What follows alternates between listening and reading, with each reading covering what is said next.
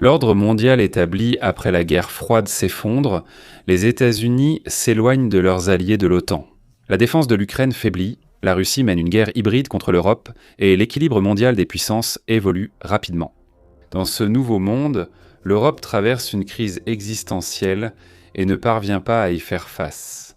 Le continent se réveille, finance la reconstruction militaire et vise à redevenir une puissance mondiale d'ici 2030, mais la Russie pourrait avancer vers l'ouest dès 2027. Des pays comme la Pologne, la Finlande et l'Allemagne se préparent à la guerre totale. Elles sont freinées par un leadership léthargique à Bruxelles et un partenaire étranger peu allié à Washington. À son crédit, l'Europe commence à réagir, mais elle a été surprise et le monde évolue trop vite pour qu'elle suive. Il est temps que les nations européennes agissent, adoptent de nouvelles stratégies et pensent de façon créative dès maintenant. Au lieu de laisser leurs alliés sur le continent les freiner, il est temps que les nations européennes prêtes à se battre, prêtes à se défendre contre l'assaut à venir, trouvent une solution. Et aujourd'hui, nous allons défendre l'idée que ces nations devraient vraiment poursuivre une solution, en particulier la Moldavie. C'est une petite nation d'Europe de l'Est. Elle ne fait pas partie de l'OTAN ni même de l'Union européenne. Et pour chaque personne qui y vit, près de 60 vivent en Russie. Si l'Europe agit vite, fait preuve de créativité et sort de sa léthargie de plusieurs décennies, la Moldavie pourrait être la solution à la crise du continent. Le but n'est pas de transformer la Moldavie en une nouvelle puissance militaire, mais de rendre cette petite cible si attrayante totalement impossible à avaler pour la Russie, que toute perspective d'une guerre continentale devienne impensable. Juste avant de poursuivre l'épisode d'aujourd'hui, merci à notre sponsor AG1. Je ne suis pas vraiment du genre à prendre de bonnes résolutions pour la nouvelle année, honnêtement. Je me dis, ouais, je vais essayer. Je veux dire, c'est comme 3 jours plus tard, ah oui, je n'étais pas censé boire en janvier. Mais là, une bière, ça ferait du bien, non ? Mais une chose à laquelle je reste fidèle, c'est AG1, c'est une boisson quotidienne. J'en ai une ici avec 75, c'était risqué. 75. En plus des ingrédients, des vitamines, des minéraux, des probiotiques, 5 souches de bonnes choses pour la santé intestinale, tout est indiqué à l'arrière du paquet. Je suis sûr que tu peux vérifier si tu veux, mais c'est vraiment plein de bonnes choses. Une dose par jour, tu secoues et tu n'as plus à penser aux multivitamines, compléments, toutes ces bêtises. Tout est là-dedans. Et même si ça a l'air très vert, c'est vraiment délicieux. Ça fait partie de ma routine 2026, honnêtement. Ça faisait déjà partie de ma routine en 2025 et en 2024, AG1 me sponsorise depuis un bon moment maintenant. Ça m'aide à garder un niveau d'énergie stable, ça facilite la digestion sans compliquer les choses. Essayez sur drinkagain.com/AG1 déjà présenté dans une publicité précédente. Il n'est pas encore arrivé, il doit être en route. J'ai hâte de le recevoir. Vous recevrez aussi un kit de bienvenue avec votre premier abonnement dans la limite des stocks. Et maintenant, retour à l'épisode d'aujourd'hui. La Moldavie seule. D'accord, avant de commencer l'épisode d'aujourd'hui, nous devons être transparents sur nos intentions. D'habitude, notre travail ici sur Warfront a pour but d'informer nos spectateurs, c'est-à-dire vous, sur l'état du monde. Apporter du contexte et de la nuance sur les conflits mondiaux et la géopolitique pour vous aider à mieux comprendre cette période historique. Aujourd'hui, nous allons quand même essayer de faire tout cela, mais nous allons aussi faire une proposition, même si nous n'entrerons pas trop dans les détails, du moins pas aujourd'hui. Nous proposons des actions que plusieurs dirigeants européens devraient envisager et partageons cette proposition avec vous, notre public international.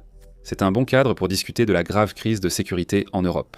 Et en partie parce que si le public mondial, et surtout le public européen, souhaite voir des avancées de la part de ses dirigeants, eh bien, il est grand temps que des médias comme celui que vous regardez en ce moment et des téléspectateurs comme vous fassent entendre nos voix, d'accord ? Alors, avant de commencer notre proposition, prenons un vrai recul et résumons les forces en présence. Voilà. Nous avons 3 pièces essentielles sur notre échiquier. La nation de Moldavie, la nation de Russie et l'ensemble du continent européen. Nous allons discuter de chacune d'elles à tour de rôle, ainsi que des facteurs qui seront particulièrement pertinents au moment d'élaborer notre proposition. L'Ukraine, facteur X majeur, sera régulièrement évoqué dans cet épisode. Ce dont nous n'allons pas parler, du moins pas en détail, c'est des États-Unis d'Amérique. Pour cette discussion, partons du principe qu'un scénario catastrophe hypothétique est devenu réalité. Washington, sous l'administration actuelle, n'est pas un acteur actif dans la défense européenne. C'est pourquoi nous ne passerons pas beaucoup de temps sur l'alliance de l'OTAN, dirigée par les États-Unis, et presque paralysée, incapable d'appliquer cette proposition. Si l'idée que nous allons discuter a la moindre chance de devenir réalité, alors un petit groupe de nations européennes devra agir de son propre chef, sans les États-Unis pour les diriger et sans l'alliance de l'OTAN pour les protéger. Commençons par la Moldavie, un pays enclavé entre la Roumanie, membre de l'OTAN, et le sud-ouest de l'Ukraine. Cette nation compte 2,4 millions d'habitants moins que la Lituanie ou le Qatar. Elle couvre près de 34 000 km², soit la taille de Taïwan ou de la Belgique. En 2025, son produit intérieur brut nominal, juste sous 20 milliards de dollars, équivalait à celui de Madagascar, l'Afghanistan et le Laos. Selon presque tous les critères, la Moldavie est minuscule, et cela va beaucoup compter quand on considère les moyens dont elle dispose pour résister à une puissance gigantesque comme la Russie. Le pays est dirigé par un gouvernement multipartite qui est actuellement très favorable à l'Union européenne sous la présidence de Marc Sandu. Et bien qu'elle soit loin d'être prospère ou avancée, c'est une nation relativement développée qui améliore sa situation d'année en année alors qu'elle cherche à rattraper le reste de l'Europe. La Moldavie est en mauvaise posture sur le plan sécuritaire.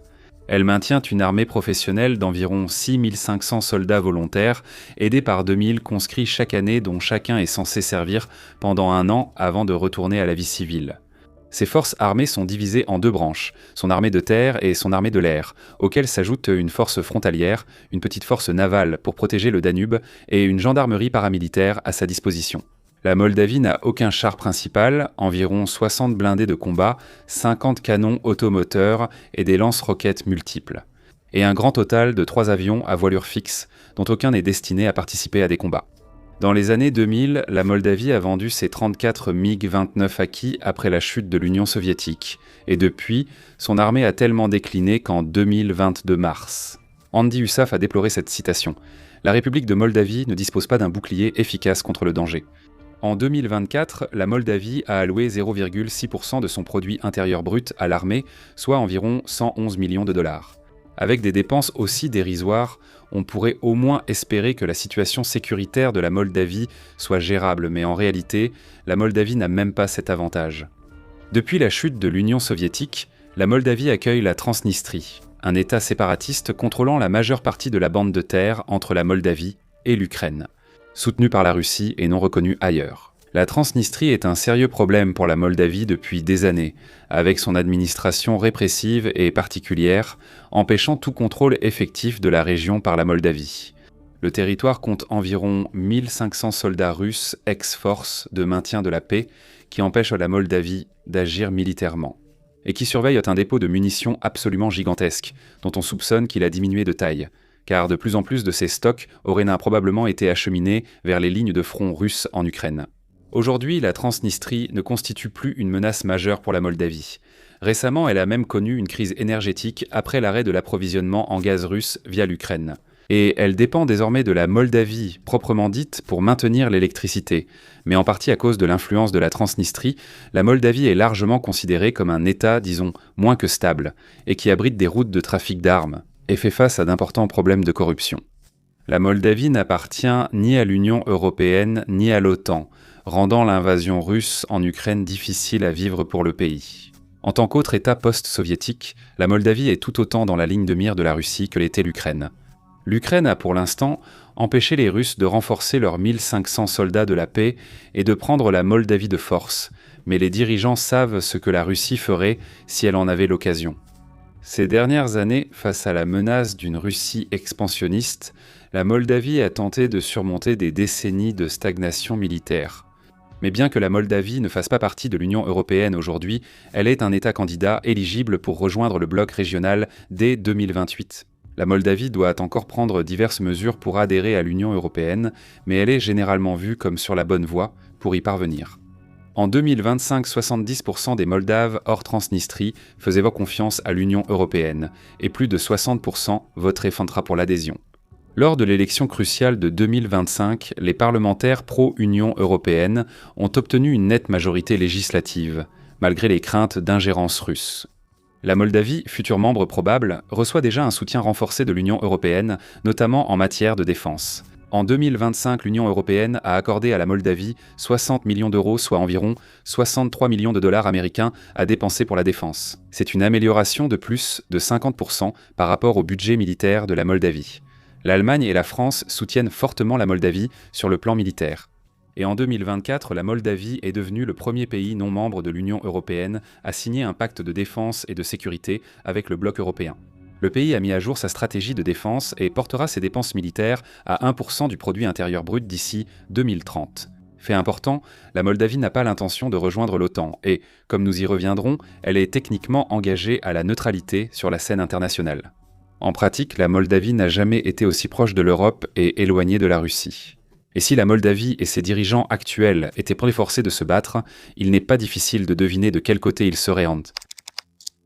La Russie, l'agresseur. Après la Moldavie, intéressons-nous à la Russie où la deuxième pièce de notre échiquier progresse lentement mais sûrement en Ukraine. Après une année 2024 difficile et peu de progrès, en 2025, nous devons être très clairs. La nouvelle attitude des États-Unis envers la Russie a été un cadeau pour Vladimir Poutine à bien des égards. Nous en sommes convaincus. Si vous suivez un épisode sur Warfront, vous connaissez déjà les bases des actions de la Russie en Ukraine. Nous devons toutefois noter que, bien que la Russie semble en difficulté, sa route vers la victoire est aujourd'hui plus évidente qu'en 2022. Sur la scène diplomatique, la Russie pense qu'en maintenant la pression, elle peut pousser Washington à accepter un accord lui attribuant des territoires non conquis. Rendre à la Russie sa place dans l'ordre mondial et ouvrir la voie à une réinvasion et à une conquête totale de l'Ukraine dans les années à venir, voire même dans quelques mois sur le champ de bataille. La combinaison de pertes territoriales lentes et d'usure pour l'Ukraine, de graves pénuries de troupes ukrainiennes et de l'adaptation des tactiques russes fait que, même si la Russie avance très lentement, elle avance tout de même. Pendant ce temps, la Russie a tourné son attention vers une guerre hybride contre l'Europe, testant, sondant et sapant les gouvernements du continent européen dans un effort coordonné et à grande échelle pour affaiblir les capacités de combat de l'Europe. Ces efforts hybrides durent depuis des années, mais ils se sont vraiment intensifiés lorsque la Russie a envoyé plus d'une douzaine de drones dans l'espace aérien de l'OTAN il y a quelques mois. Depuis, la Russie a envoyé des chasseurs armés au-dessus de l'Estonie et ciblé l'infrastructure énergétique ainsi que les câbles à fibre optique sous-marins de l'OTAN. Et il semble qu'elle soit à l'origine d'une campagne continue de sabotage et de surveillance par drone contre les infrastructures critiques européennes et les principales bases militaires. 4 drones russes présumés ont failli intercepter l'avion du président ukrainien Zelensky lors de son atterrissage en Irlande, pays hors OTAN.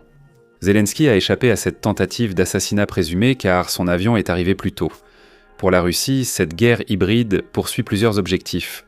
Militairement, la Russie peut surveiller et cartographier des infrastructures européennes critiques à cibler en cas de guerre. Cela aide la Russie à évaluer la lenteur de réaction de l'Europe face aux opérations de saboteurs ou forces hostiles. La campagne aide également la Russie à semer la division au sein de l'Europe, car différents pays et dirigeants politiques ont des idées différentes sur la manière de réagir. En raison de la décision de l'Europe de choisir ses réponses à travers des structures internationales rigides comme l'OTAN, où le consensus est requis avant d'agir, ces désaccords deviennent généralement très amers et totalement improductifs. Sonder l'Europe assez longtemps, frustrer ses dirigeants et pousser-les à se disputer sans cesse. La Russie sait qu'elle peut provoquer une situation où le désaccord européen mène à la perte de sa puissance stratégique. Et enfin, peut-être le plus important de tout, cette campagne permet à la Russie de voir si l'Europe est vraiment sérieuse au sujet de l'idée de défense collective. L'intention de la Russie avec ses opérations hybrides n'est pas d'éviter d'être découverte. La Russie veut être découverte et ainsi forcer l'Europe à décider comment réagir. Elle décrit des cas où une nation ou un bloc régional engagé dans sa défense agirait sans attendre. Cela montre à la Russie et à l'Europe elle-même qu'au moment de vérité, l'Europe n'est pas aussi sérieuse sur sa défense qu'elle le pense. Quant à la raison pour laquelle la Russie fait tout cela, une part croissante d'experts internationaux s'accordent à dire que la Russie a l'intention d'attaquer directement l'OTAN dans les prochaines années. Cette attaque pourrait avoir lieu dès 2027, si elle met fin à la guerre en Ukraine ou justifie le risque autrement. Quant à la raison pour laquelle la Russie ferait une telle chose, c'est une très longue discussion à avoir un autre jour. En résumé, l'objectif ne semble pas être de conquérir toute l'Europe, du moins pas prochainement. Au lieu de cela, l'objectif de la Russie est de briser l'alliance de l'OTAN afin de prouver de manière définitive que sa convention de l'article 5, son engagement à considérer une attaque contre un pays comme une attaque contre tous, sera abandonné. Face à une véritable agression de Moscou, si Moscou parvient à briser l'OTAN, alors elle pourra détruire ce que Vladimir Poutine et son cercle rapproché considèrent comme le principal obstacle aux ambitions mondiales de la Russie. S'accordant ainsi la liberté d'agir à sa guise en Europe de l'Est, Afrique, Moyen-Orient et Asie centrale.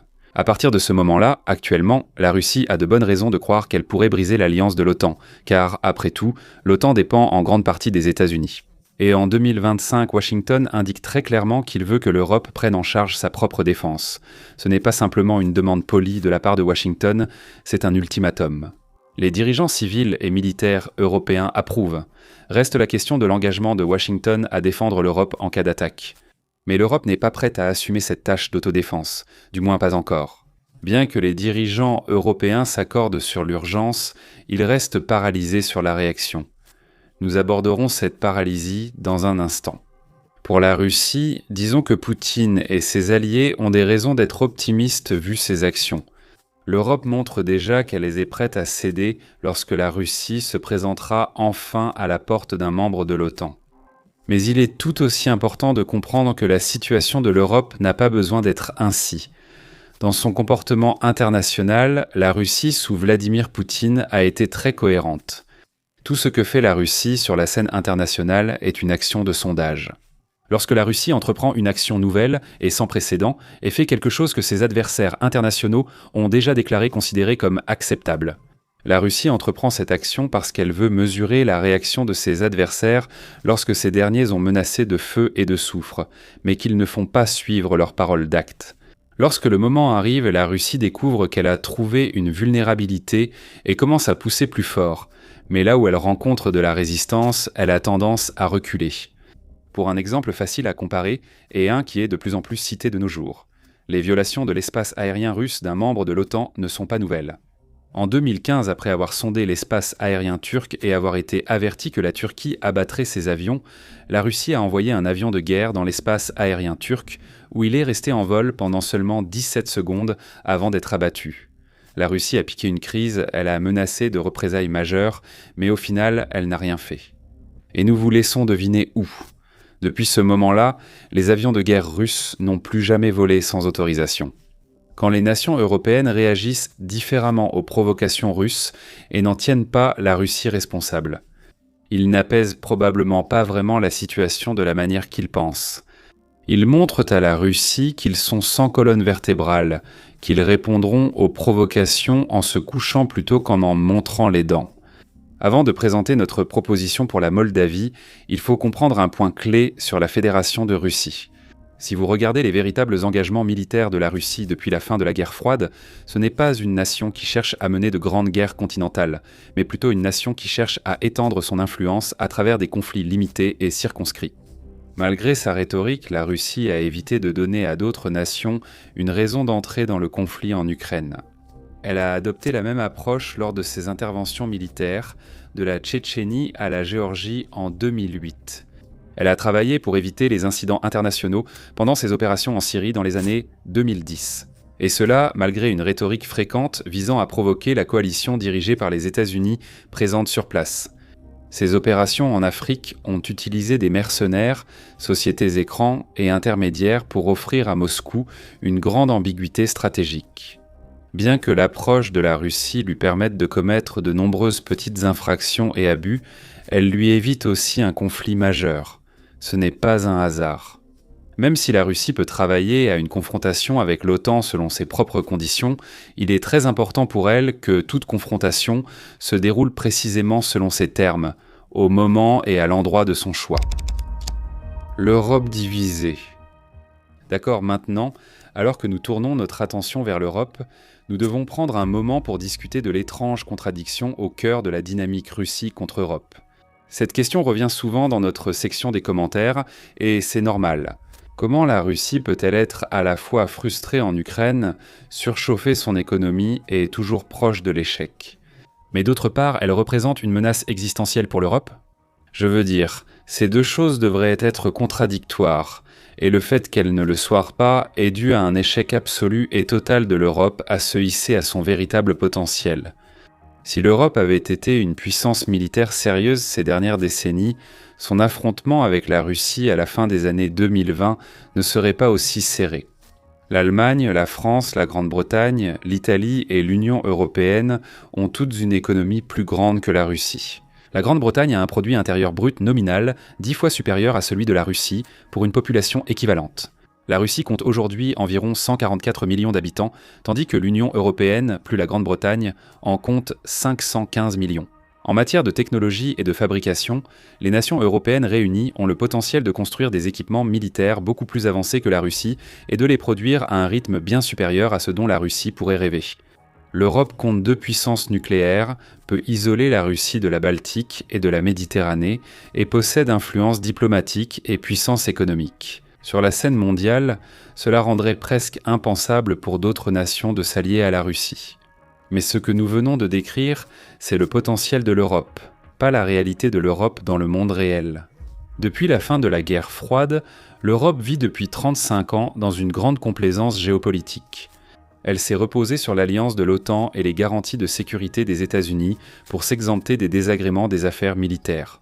Elle n'a pas réussi à développer des capacités militaires essentielles comme le renseignement, la collecte d'informations, le commandement et le contrôle, la gestion logistique et bien d'autres encore, malgré le fait de disposer à la fois des compétences et des ressources nécessaires pour le faire. Elle a permis aux armées individuelles de se réduire, de devenir obsolètes, ou les deux à la fois. Hormis la standardisation de son armement, elle a échoué à créer une force militaire continentale coordonnée. La capacité de production qui aurait pu être utilisée pour soutenir un effort de guerre futur a pratiquement disparu, si l'on en croit les récents sondages à travers l'Europe. Les dirigeants du continent ont favorisé une culture dans laquelle combattre et mourir pour défendre son pays est pratiquement impensable pour une grande partie de la population. Et peut-être pire encore, l'Europe n'a en grande partie pas réussi à résoudre ces problèmes, même après avoir eu 4 ans pour observer l'Ukraine et comprendre ce qu'il fallait faire. Ainsi, un adversaire objectivement moins puissant comme la Russie peut représenter une menace existentielle pour l'Europe. L'économie russe surchauffe. Ses armes avancées ont été largement détruites. Elle repose essentiellement sur une guerre d'usure, utilisant l'artillerie et des drones d'attaque unidirectionnels. Mais la défense européenne est si compromise qu'aujourd'hui, la Russie peut causer de vrais dégâts à l'Europe. En essence, la Russie reste une menace majeure pour l'Europe, non pas parce qu'elle est incroyablement redoutable, mais parce que l'Europe a refusé de tirer parti de ses propres forces et se retrouve cruellement sous-équipée. Et pour être clair, même cette version de l'Europe l'emporterait presque certainement sur la Russie dans une guerre conventionnelle totale et prolongée. Cependant, une telle victoire coûterait des dizaines, voire des centaines de milliers de morts. Mobilisation générale de la société européenne et perte temporaire de grandes parties du continent, probablement jusqu'à des nations entières dans les pays baltes. L'Europe pourrait se mobiliser comme l'Ukraine, avec un impact bien plus important sur le long terme. Mais l'Europe refuse en général ce type de conflit, sauf s'il est vraiment inévitable. Mais alors que nous envisageons la possibilité que les nations européennes puissent agir, et dans ce cas précis autour de la Moldavie, il faut souligner que toute l'Europe n'agit pas de cette manière. Actuellement, plusieurs nations européennes dépassent les attentes pour éviter d'être écrasées par la Russie si possible. La Pologne est l'exemple éclatant, actuellement en plein effort pour rénover et moderniser son armée, avec la ferme conviction que la Pologne sera la nouvelle ligne de front dans une guerre contre la Russie. Les 3 pays baltes investissent bien plus que leur poids dans la défense, l'Estonie prévoyant d'y consacrer près de 5,5% de son produit intérieur brut l'an prochain. La Lettonie et la Lituanie suivent de près. La Finlande, nouveau membre de l'OTAN, renforce sa longue frontière avec la Russie. L'Allemagne, la plus grande économie d'Europe parmi les nations individuelles, travaille à se transformer en base de préparation pour une guerre sur le flanc est de l'Europe. Alors que la France et la Grande-Bretagne ont travaillé à diriger une coalition de volontaires, un groupe composé principalement de nations européennes qui prévoit de déployer des troupes en Ukraine et dans les pays voisins de l'OTAN en cas d'accord de paix avec la Russie, donné à ces nations encore quelques années, et selon leur trajectoire actuelle, elles seront capables de se réarmer et de se fortifier, à un degré qui rendrait une invasion russe tout simplement impensable. Malheureusement, cela s'accompagne d'un inconvénient. Si la Russie estime qu'une action contre l'OTAN sera impossible d'ici, disons 2030 alors, elle sera incitée à agir d'ici 2027 ou 2028 avant que sa fenêtre d'opportunité ne se referme. Mais les décisions européennes de réarmement et la formation d'une coalition de volontaires ont aidé l'Europe à comprendre quelque chose qui aurait dû être évident dès le début. Ce n'est pas parce qu'une coalition transatlantique à l'échelle du continent comme l'OTAN existe que ces nations ne peuvent pas agir en dehors de l'OTAN. Bien que certains aspects de l'alliance de l'OTAN aient sans aucun doute été bénéfiques pour l'Europe, l'OTAN a eu un effet quelque peu paralysant sur les nations européennes. Pour la plupart, ces nations ont été très hésitantes à s'engager dans des efforts militaires ou stratégiques en dehors du cadre de l'alliance de l'OTAN. Et en particulier, l'idée que les États membres de l'OTAN puissent se regrouper dans une autre mini-alliance ou coalition parallèle a tout simplement été impensable. Cela a créé un cercle vicieux puisque les nations de l'OTAN n'ont pas d'ambition militaire propre. Ils ont négligé leur leadership stratégique, la logistique, le renseignement et la modernisation de leurs forces armées. Comme ces aspects ont été négligés, ils hésitent davantage à sortir du cadre de l'OTAN lors de futures initiatives. Comme l'a montré la coalition des volontaires pour l'Ukraine, cela peut être différent. Si certaines nations européennes jugent un objectif stratégique important, elles peuvent s'unir pour y répondre seules. Même si l'Amérique n'est pas intéressée à aider, en fait l'Amérique joue selon ces mêmes règles depuis la fin de la guerre froide. Alors que d'autres États membres de l'OTAN, comme la Turquie et la France, ont mené leurs propres opérations, plus limitées. Donc, alors que nous revenons à l'idée de la Moldavie comme clé potentielle de la défense européenne, nous n'allons pas considérer l'idée que l'Europe, dans son ensemble, agisse pour soutenir la Moldavie comme un acteur géopolitique unifié. À la place, nous allons parler des nations de première ligne de l'alliance de l'OTAN, celles qui sont en colère, les nations qui comprennent parfaitement qu'une guerre sur le continent est probable, et celles qui montrent, par leurs discours et leurs actions, qu'elles ont l'intention d'être prêtes lorsque ce conflit éclatera. Nous allons parler de la Pologne, le nouveau leader européen en matière de réarmement. L'Allemagne, puissance économique prête à faciliter les guerres futures. La Finlande, nation bien armée et froide, s'est affrontée la Russie. Nous prendrons également en compte les 3 pays baltes, dont aucun n'a de capital financier à consacrer, mais qui comprennent tous que la Russie représente une véritable menace existentielle. Nous inclurons la Roumanie, seul voisin de la Moldavie, membre de l'OTAN, et sans doute le pays qui aurait le plus à gagner en faisant de la Moldavie un rempart. Nous considérerons aussi la France et la Grande-Bretagne, leaders nucléaires, qui prennent conscience de la situation européenne et cherchent davantage à diriger. Moldavie. Enfin la clé, et avec les situations de la Moldavie, de la Russie et des nations européennes comme contexte, exposons notre proposition. En essence, nous appelons ces nations européennes que nous venons de mentionner à s'unir dans une nouvelle coalition de volontaires. Le noyau de cette coalition serait composé de 4 nations clés, la Pologne, l'Allemagne, la Finlande et la Roumanie. La coalition recevrait le soutien diplomatique et tout le soutien possible des 3 nations baltes. Probablement rejointes par la Suède, d'autres membres ou non membres de l'OTAN souhaitant approuver. La Grande-Bretagne et la France apporteraient un certain soutien. Et, comme nous en discuterons dans un instant, ils devraient également être prêts à étendre la protection de leur parapluie nucléaire à ces autres nations, mais, point crucial, pas à la Moldavie. Cette coalition de volontaires sur le flanc et de l'Europe n'aurait qu'une mission. Transformer la Moldavie en une cible militaire que la Russie n'oserait pas tenter de défier. Maintenant. Notre objectif avec cette coalition hypothétique n'est pas de transformer la Moldavie en une puissance militaire capable de tenir tête directement à la Russie. Non seulement ce serait une tâche véritablement herculéenne, étant donné à quel point la Moldavie est militairement faible aujourd'hui, mais cela ne fonctionnerait presque certainement pas. La Moldavie est tout simplement trop petite, trop facile à envahir en quelques jours, voire en quelques heures, et trop compromise sur le plan défensif en raison de l'existence de la Transnistrie le long de sa frontière orientale. Au lieu de cela, cette coalition pro-Moldavie s'inspirerait d'une leçon de stratégie venue de l'autre bout du monde, plus précisément de Taïwan. En termes de taille relative, Taïwan fait en réalité face à une menace très similaire de la part de la Chine, comparée à celle à laquelle la Moldavie serait confrontée si elle était menacée par la Russie. Taïwan compte environ 24 millions d'habitants, tandis que la Chine en compte plus de 1,4 milliard, ce qui signifie que la Chine est environ 60 fois plus grande que Taïwan. La Russie compte environ 144 millions d'habitants, soit 50 fois plus que la Moldavie, 2,5 millions, sans inclure la Transnistrie. Taïwan, qui souhaite éviter une invasion ou une conquête par la Chine, a mis en place une stratégie de défense nationale compensant ce déficit important.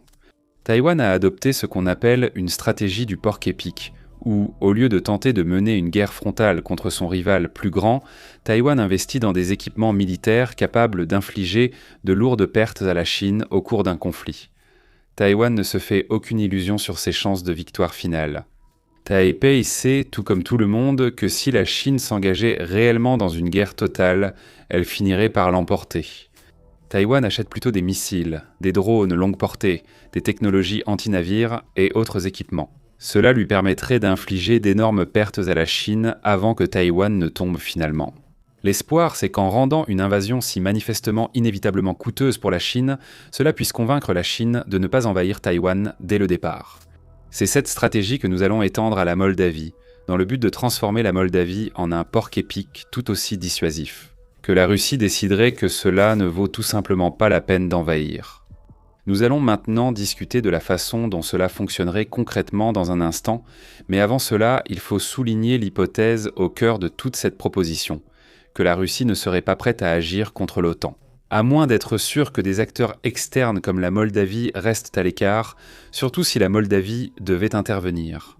Cela signifie que la Russie a probablement neutralisé l'Ukraine, soit par une victoire, une paix temporaire suivie d'une réinvasion, ou des conditions de cessez-le-feu strictes. Cela empêcherait l'Ukraine de jouer un rôle majeur dans un futur conflit. La Moldavie, dans son état actuel, ne pourrait pas faire grand-chose contre cela, et pourrait potentiellement être envahie et absorbée par la Russie relativement rapidement, comme les dirigeants moldaves l'ont ouvertement averti. Ou alors simplement mise de côté, avec l'idée que la Moldavie ne serait pas assez folle pour provoquer la Russie si une confrontation pouvait être évitée. Une fois la Russie organisée en Europe de l'Est, elle pourra imposer les conditions d'une escalade contre l'OTAN, sans craindre qu'un acteur extérieur intervienne et compromette cela. Une coalition hypothétique de volontaires va gâcher la fête de la Russie en faisant de la Moldavie un problème que la Russie ne pourra ignorer. La première étape consiste à doter la Moldavie de crocs acérés, notamment en lui fournissant une abondance d'armes à longue portée. Les nations de Moldavie et de Russie ne sont pas éloignées l'une de l'autre. Chisinau, capitale de la Moldavie, est à moins de 1200 km de Moscou, 725 miles.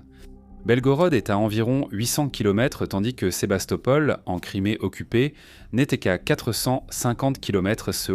Si la Russie contrôlait toute l'Ukraine, la Moldavie pourrait viser des actifs russes plus proches de la frontière. La Moldavie viserait à frapper la Russie sur ses centres industriels, installations énergétiques et cibles économiques majeures, surtout à Moscou et alentours. La Moldavie ne dispose pas du type d'armée capable d'utiliser, par exemple, un missile de croisière à longue portée comme le Storm Shadow, fabriqué par la Grande-Bretagne et la France, précisément parce qu'elle ne possède pas les avions nécessaires pour les lancer.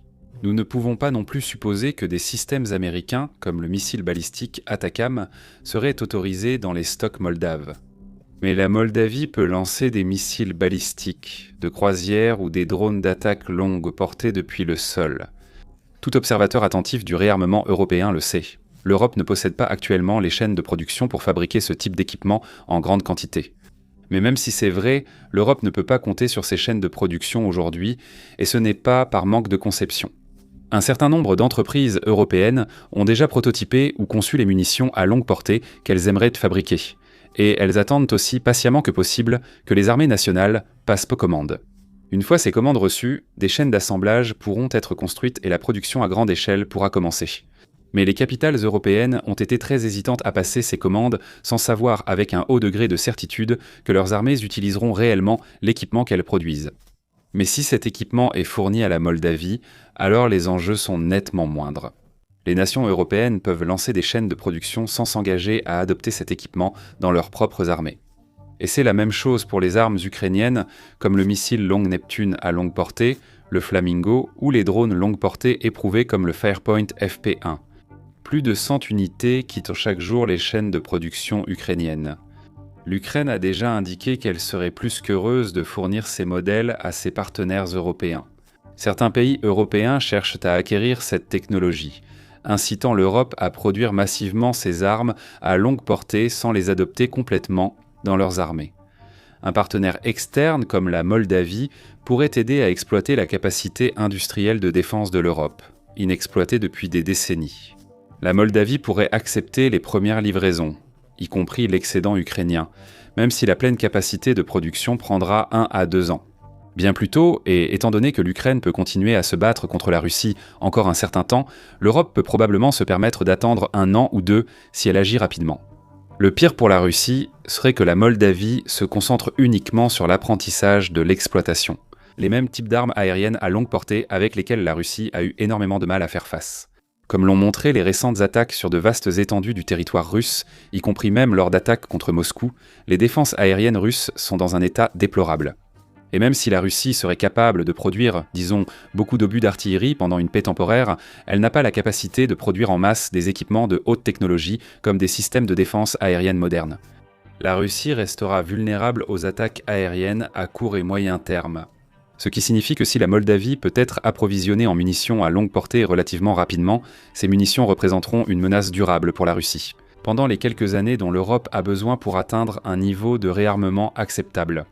Si doter la Moldavie d'un nouvel arsenal longue portée est la première étape, la seconde est de l'intégrer à un nouveau réseau d'accords de défense mutuelle, au lieu de chercher l'accord de l'OTAN pour de nouveaux pactes de sécurité. Nous suggérons que notre coalition de volontaires, dont l'Allemagne, la Pologne, la Finlande, la Roumanie et d'autres, agissent sans intermédiaire. Au lieu de cela, ils se rassemblent dans un nouveau bloc de sécurité que nous appellerons, pour les besoins d'aujourd'hui, l'Alliance de l'Est. Ils doivent soigneusement réfléchir à la façon de former l'Alliance de l'Est dans l'OTAN. Ils devraient sans particulièrement faire attention à la manière dont ils étendent en compte des garanties de sécurité à la Moldavie, sans affoler l'OTAN à l'idée qu'ils pourraient, par inadvertance, étendre la garantie de l'article 5 de l'OTAN à la Moldavie sans l'accord de l'OTAN. Mais en créant une distinction claire entre les garanties de sécurité que cette Alliance de l'Est accorde à ses nations membres, plus la Moldavie, et les garanties de sécurité que chaque nation membre s'attend à recevoir. Membres de l'OTAN, ils peuvent créer un second pacte de défense mutuelle en plus de l'Alliance. Chaque État membre de l'Alliance de l'Est accepte le principe de défense collective, similaire à l'engagement de l'article 5 de l'OTAN. Et ensuite, l'Alliance de l'Est accorde une désignation distincte à la Moldavie, disons qu'il considère la Moldavie comme un allié externe majeur. L'Alliance de l'Est n'offre pas exactement cet engagement de type article 5 à la Moldavie, car cela compliquerait les choses pour l'OTAN. Il s'engage plutôt à soutenir pleinement la Moldavie en cas de guerre ou de conflit hybride. Grâce à un système basé sur les dons d'équipements, de fonds et peut-être même de main-d'œuvre, l'Alliance de l'Est envoie ses ressources pour soutenir la Moldavie de manière volontaire, comme une intervention. Toute perte ou dommage subi par l'Alliance de l'Est dans ce processus ne déclencherait pas l'article 5 de l'OTAN. L'Alliance de l'Est ferait essentiellement confiance à l'idée que leur engagement mutuel, même en dehors de l'Alliance de l'OTAN, serait suffisant pour faire réfléchir la Russie à 2 fois avant d'attaquer. Mais le véritable atout de l'Alliance de l'Est serait une clause de déclenchement, en cas d'attaque contre la Moldavie ou contre tout membre de cette nouvelle coalition. La Moldavie s'engage à une riposte totale contre la nation responsable. La Moldavie s'engage à rester prête à tout moment à lancer cette attaque. Probablement avec l'aide des troupes de la coalition de l'Est sur le terrain et sous la protection des défenses aériennes de la coalition de l'Est, probablement basée en Roumanie. Et dans le cas où la Russie attaquerait soit la Moldavie, soit les nations de la coalition de l'Est, la Moldavie s'engage à lancer l'intégralité de son arsenal à longue portée. De la même manière que les nations nucléaires s'engagent à une riposte nucléaire massive en cas d'attaque par des armes nucléaires. La Moldavie utilisera tout son arsenal en cas d'attaque. Sauf miracle de la Russie, pour réhabiliter ses défenses aériennes, la Moldavie infligera sûrement de sérieux dégâts. D'autres nations sont les bienvenues à rejoindre l'Alliance de l'Est. La Grande-Bretagne et la France pourraient avoir un impact considérable en étendant leur parapluie nucléaire pour couvrir explicitement les nations de l'Alliance de l'Est, à l'exception de la Moldavie. Et elles pourraient donc concevablement étendre ce parapluie sans assumer de responsabilités supplémentaires. Les autres nations de l'Alliance de l'Est étant aussi membres de l'OTAN, la Grande-Bretagne et la France prévoient déjà une couverture nucléaire dans les années à venir. Le Canada ou le Japon pourraient apporter un soutien technologique, tandis que les pays proches de l'Europe occidentale aideraient la coalition de l'Est, sans prendre beaucoup de risques pour eux-mêmes. La Turquie et la Corée du Sud, les 2 principaux exportateurs d'armes émergents au monde, pourraient autoriser l'achat massif de leur équipement pour l'utilisation de la Moldavie afin de remplir leurs propres caisses et de faire de la Moldavie le nouveau terrain d'essai potentiel du monde. L'Ukraine pourrait aussi laisser le capital européen soutenir ses startups de drones et missiles pour la Moldavie. Concernant la Moldavie, le pays bénéficierait grandement si notre alliance de l'Est proposait ce type d'accord. Rappelez-vous, la Moldavie ne fait pas encore partie de l'Union européenne et elle ne cherche pas à adhérer à l'OTAN pour le moment, mais elle a désespérément besoin d'un soutien en matière de sécurité. Surtout dans un monde où l'Ukraine serait réenvahie après quelques années et tomberait ensuite aux mains de la Russie. Un partenariat avec notre alliance de l'Est offrirait à la Moldavie de grands avantages économiques, des accords d'armes à la coopération industrielle. Et cela subventionnerait essentiellement l'effort de revitalisation de l'armée moldave. C'est quelque chose que la Moldavie ne peut vraiment pas se permettre financièrement, mais les sommes en jeu ne représentent guère plus que de la petite monnaie. Pour l'Allemagne, la Grande-Bretagne ou la France, ce partenariat serait un atout majeur pour le développement de la Moldavie. Les membres de l'Alliance de l'Est pourraient aussi aider la Moldavie en exigeant de grands efforts anti-corruption.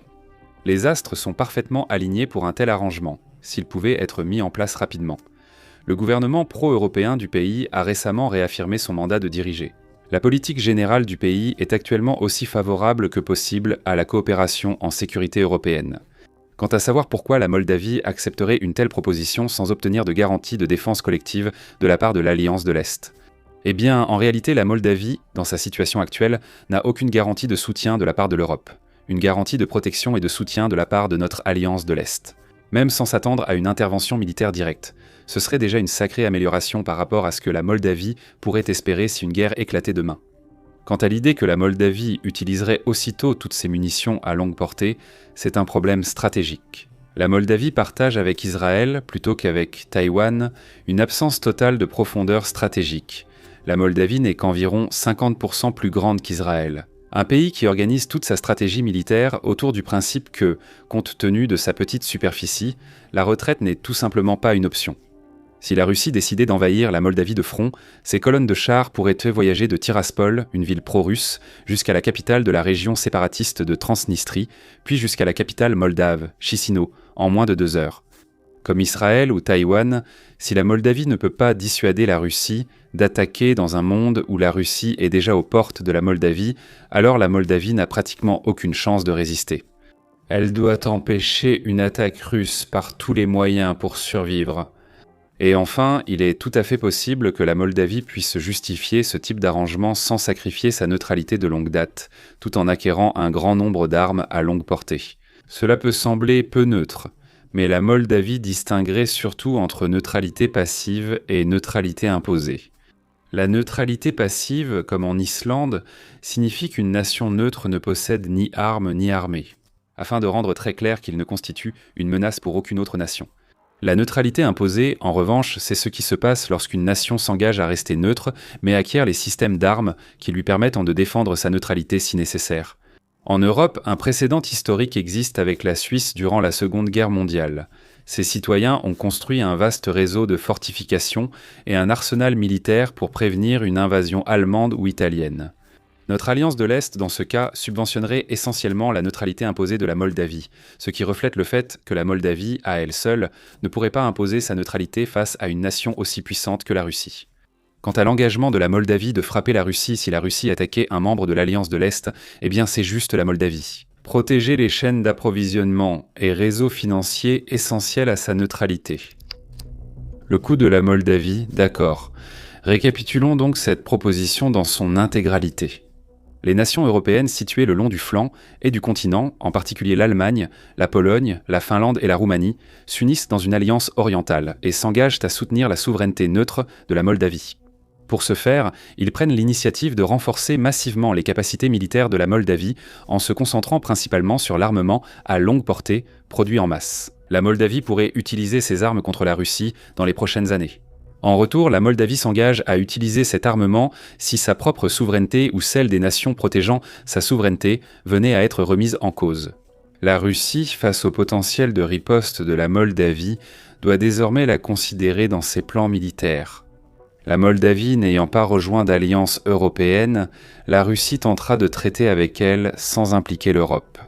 Tout comme la Russie a essayé de le faire avec chacun de ses conflits limités depuis la fin des années 1990.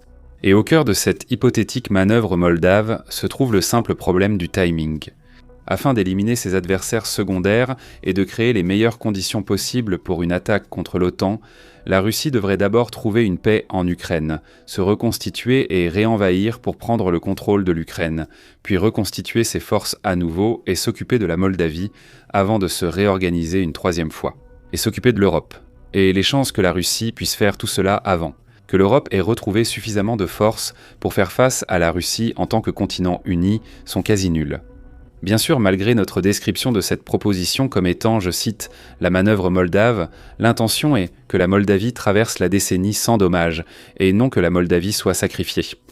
Comme mentionné plus tôt dans cet épisode, la Russie est très assidue dans l'utilisation d'attaques de reconnaissance pour exposer les faiblesses de son adversaire, puis elle concentre ses forces afin d'exploiter cette faiblesse. Mais lorsque la Russie rencontre de la résistance, elle a tendance à se retirer très rapidement. Notre proposition vise donc à obliger la Russie à choisir entre deux options défavorables, qui rencontreront toutes deux de la résistance. Si la Russie envahit l'Ukraine puis vise la Moldavie pour agir contre l'OTAN, elle fera face à la riposte totale de la Moldavie, semblable à un porc-épic. Mais si la Russie choisit de contourner la Moldavie et tente de défier une nation de l'OTAN sur le flanc Est, elle déclenche tout de même cette riposte massive de la Moldavie, en plus de toute réponse qu'elle subira de la part de l'OTAN. Évidemment, entre ces deux options, la moins mauvaise est de s'occuper d'abord de la Moldavie, mais cette option est tellement peu attrayante et il est quasiment impossible de sonder la Moldavie sans rencontrer de résistance. Que cela finit quand même très mal pour Moscou. Oui, si la Russie attaque, la Moldavie finit par tomber. Mais les raffineries russes brûleront, son matériel militaire et ses troupes subiront de lourds dégâts, et sa base industrielle sera temporairement compromise. Et pour tout ce que Poutine en sait, les missiles moldaves pourraient même frapper le Kremlin lui-même. Après tout, la Moldavie va tomber de toute façon, alors qu'a-t-elle à perdre? La Russie ne peut pas attaquer l'OTAN si ses arrières sont en ruine. Attaquer l'OTAN ou la Moldavie entraînera forcément cette réaction. Il faudra ensuite du temps pour se reconstruire après la neutralisation de la Moldavie. Mais la Russie ne peut pas perdre ce temps, car cela donnerait à l'Europe plus de temps pour se préparer. Si l'Europe est assez préparée pour dissuader la Russie, pourquoi attaquer la Moldavie? Ici, à Warfront, nous ne prétendons pas connaître l'esprit de Vladimir Poutine, et pour être clair, nous ne voulons pas savoir, mais nous serions prêts à parier que, si Poutine tente de simuler une série de défis croissants envers l'Europe, et qu'il découvre qu'à un certain moment, chaque action entraîne une riposte massive contre le cœur de la Russie, par une nation qui ne fait même pas partie de l'OTAN, alors c'est précisément le genre de menace qui fera réfléchir Poutine à deux fois. Rappelez-vous, si le but de Poutine était de réduire le monde entier en cendres, il a eu de nombreuses occasions de le faire, mais il ne l'a pas fait. Poutine ne veut pas détruire l'Europe, et il ne veut certainement pas détruire la Russie. Il veut gagner. Actuellement, il est engagé en Ukraine et mène une guerre hybride contre l'Europe, convaincu d'être en voie de victoire. Si les nations situées le long du flanc et de l'Europe reconnaissent qu'elles doivent arrêter Poutine dans son élan, alors la meilleure façon d'y parvenir est de changer le calcul de Poutine. Et pour ces nations qui opèrent en dehors du cadre de l'alliance de l'OTAN, il existe peu d'options qui combinent rapidité, rentabilité, réduction des risques et avantages indirects pour toute l'Europe mieux que l'option de transformer la Moldavie en hérisson. Si par quelque étrange miracle, les nations du flanc et de l'Europe devaient suivre cette voie, comme nous l'avons exposé, alors la rapidité et la discrétion seraient essentielles dans un monde idéal. Des accords préliminaires avec la Moldavie seraient négociés secrètement avant que la Russie ne s'en aperçoive, avant que les nations orientales de l'OTAN ne laissent entendre qu'elles envisageraient une alliance orientale. L'Allemagne et la Pologne pourraient aussi discrètement envoyer en Moldavie des unités spéciales expérimentées proches de la Transnistrie. Des forces plus importantes étaient prêtes à être envoyées par avion pour assurer un maintien de la paix temporaire dès que l'accord serait rendu public, si la Russie l'apprenait. Si elle pensait pouvoir encore agir par des mesures cinétiques ou du sabotage pour empêcher un accord, elle le ferait. La responsabilité reviendrait donc à tout pays contactant la Moldavie de garantir sa protection immédiate avant un renforcement militaire. Bien sûr, ici à Warfront, nous ne nous faisons aucune illusion sur le continent européen avec lequel nous traitons, et en effet sur le continent où une grande partie de notre équipe vit. La proposition présentée aujourd'hui comporte des risques. Cela impliquerait une action décisive, une volonté de penser différemment, et une volonté de contourner les règles afin d'obtenir la victoire. mais à tout Européen ayant un certain pouvoir de décision qui pourrait un jour écouter ceci. Nous ne demandons pas si vous êtes prêt à prendre les mesures décrites. Nous vous invitons plutôt à citer un seul point de cette proposition où la Russie refuserait de s'engager si elle en avait l'occasion. Très franchement, il y a des nations européennes et des dirigeants européens qui ont démontré qu'ils ne vont pas saisir ces concepts de sitôt. Pour la Pologne, les pays baltes, la Finlande, la Roumanie ou l'Allemagne, qui saisissent pour l'enjeu, une question se pose. Vont-elles ignorer ce qu'elles savent ? Vont-elles ignorer la catastrophe évidente pour ménager la sensibilité de leurs alliés continentaux ? Ou vont-elles prendre des mesures décisives et faire ce qu'elles savent devoir faire ? Alors qu'il est encore temps d'éviter cette catastrophe, aujourd'hui nous avons présenté une telle proposition. Une façon pour les nations qui devraient être habilitées à agir en tant qu'alliance de l'Est de prendre les choses en main lorsqu'elles n'ont pas d'autre choix. Peut-être ces nations jugeraient-elles qu'une Moldavie militarisée mérite leur attention, ou prendrait une autre direction. Mais j'espère qu'ils trouveront en eux la volonté de choisir puis d'agir avant qu'il ne soit trop tard. Merci de regarder.